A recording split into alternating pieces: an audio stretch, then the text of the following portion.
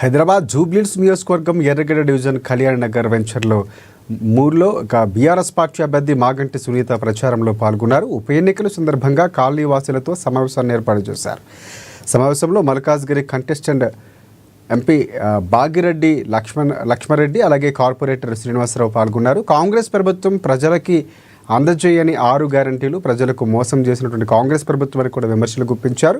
మాగంటి గోపీనాథ్ చేసిన అభివృద్ధిని మళ్లీ కొనసాగిస్తానన్నారు మాగంటి సునీత.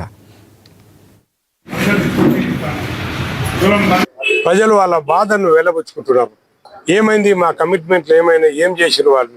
మరి కేసీఆర్ సారు ఇంత డెవలప్ చేసినా ఓ అవ్వ అంటుంది నాకు నెలకు 2000 రూపాయలు కేసీఆర్ సార్ ఇస్తున్నాడు, మరి 4000 ఇస్తాడు.